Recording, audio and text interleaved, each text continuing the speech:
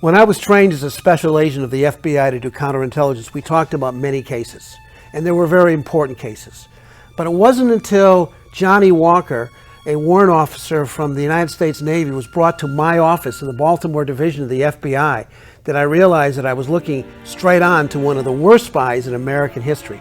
Until the day I was teaching a class and someone walked in and said, Bob Hanssen, or they said Robert Philip Hanssen has been arrested for espionage.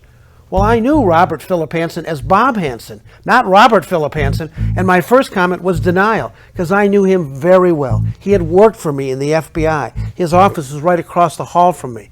And so I sat there and he says, what did I miss?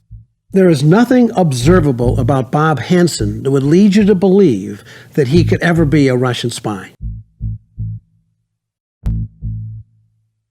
What they had to do was get him to actively engage in espionage in order to be able to bring a legal case against him that was going to get him to explain exactly what he did.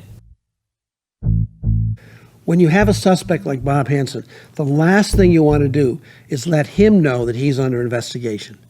So what do? You try to make him feel comfortable.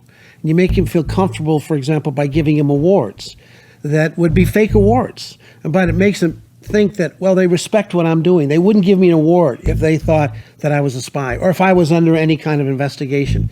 So they put the worst spy in U.S. history, our first cyber spy, in charge of developing cybersecurity for the FBI.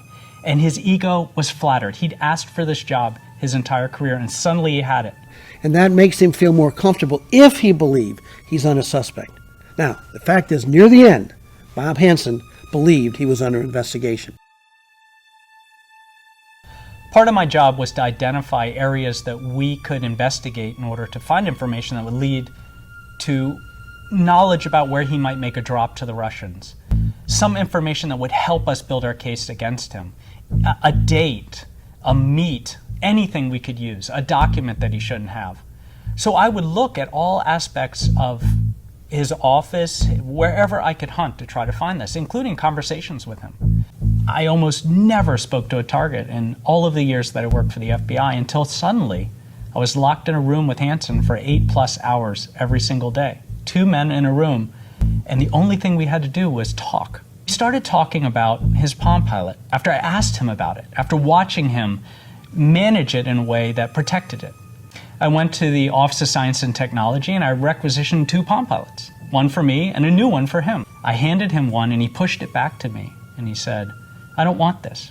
I've written the encryption on my Palm myself, and these people at the FBI could never crack it on their best days. That is a clue. You don't have to be too much of a crack investigator to know that there are probably things on that device that he doesn't want anyone to know, and we had to get it away from him. It was the fact he outsmarted people. He did outsmart the FBI. But there was a period when he was uncatchable because he had access to everything we knew about Soviet and Russian operations that the FBI was operating. He manipulated his own case, and he was smart enough to do that. He walked onto a bridge in Foxstone Park in Vienna, Virginia, on a cold Sunday in February, and he stepped off that bridge and he put a package right under the bridge, his normal drop site for the Russians. Climbed back on the bridge, knocked the dirt off his shoes, and then retraced his steps, leaving the park to go to his old Ford Taurus to drive home. Happy in the fact that he just placed his final drop for the Russians after 22 years of espionage. And as he reached his car, he reached into the pocket for his keys, pulled them out, and 2 panel vans screeched to a halt. Sliding doors opened, SWAT teams jumped out, they leveled automatic weapons at him, told him to drop his keys and raise his hands. He said the guns are not necessary, and they arrested him for espionage.